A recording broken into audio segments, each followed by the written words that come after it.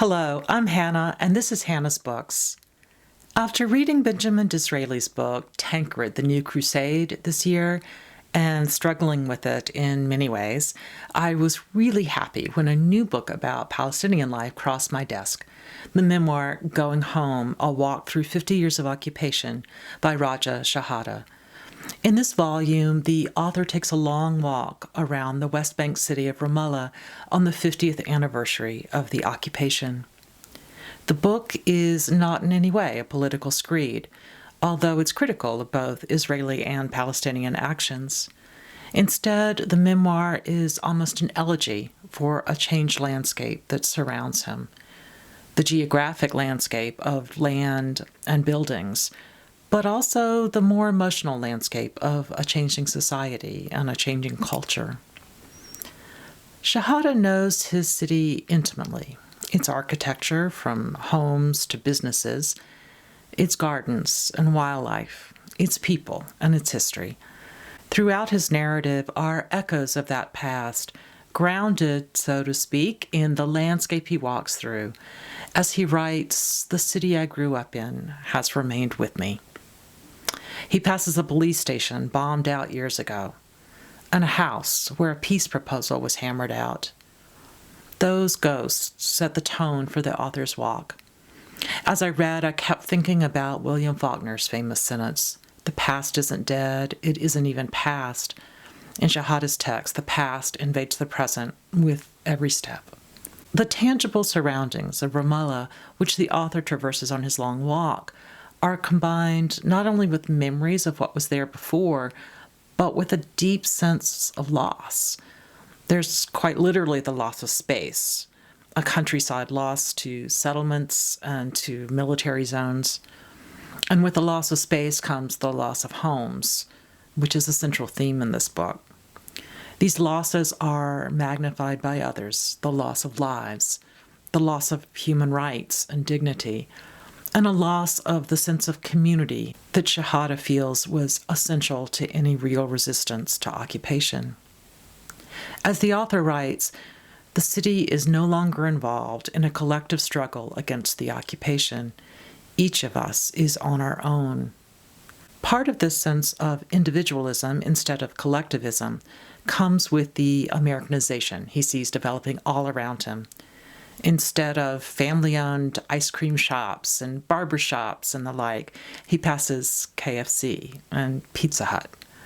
There are chain stores everywhere selling standardized culture and the idea of conspicuous consumption. That sense of loss is not limited to the landscape around him. He struggles with his aging and what it means, especially as he sees the breakdown of solidarity and community. He also sees resistance crumbling.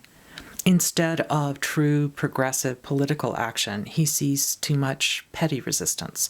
Things like a mosque playing the call to prayer loudly enough that it will annoy neighboring settlers.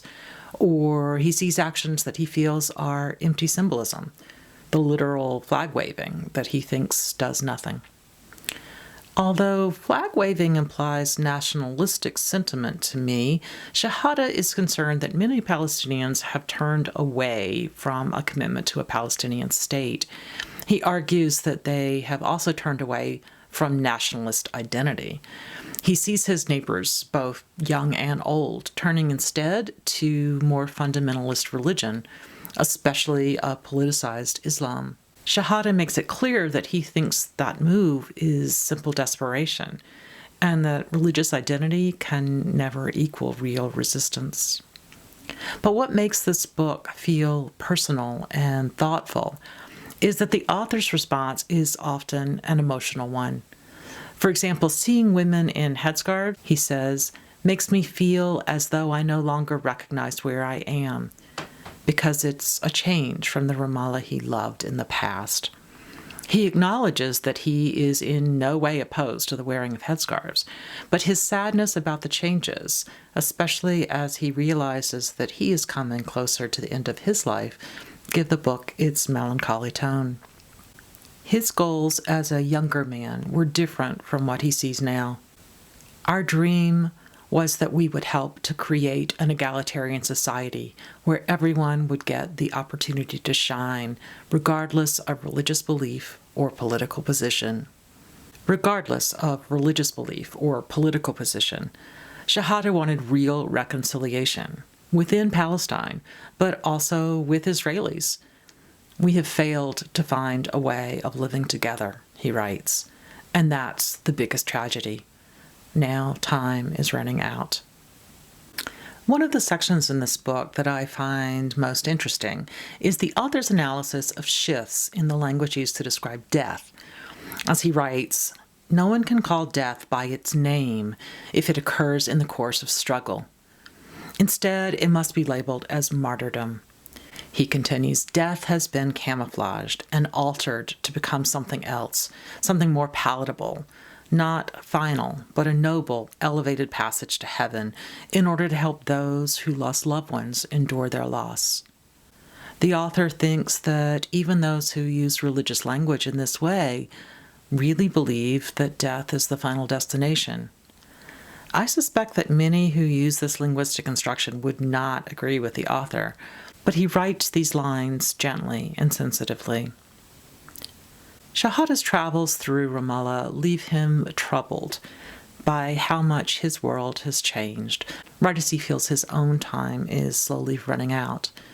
Still, at the end of his walk, he arrives back at his home, full of art he's carefully chosen and books he loves. His beloved wife is there, and the smells of traditional Palestinian cuisine are wafting from the kitchen. He takes his seat on the patio, under a lemon tree he's cultivated, and although he's fully aware of the precarious insecurity of his city, he knows that here in this place he can still say, "I'm home." Thanks for joining me today. See you next time on Hannah's Books.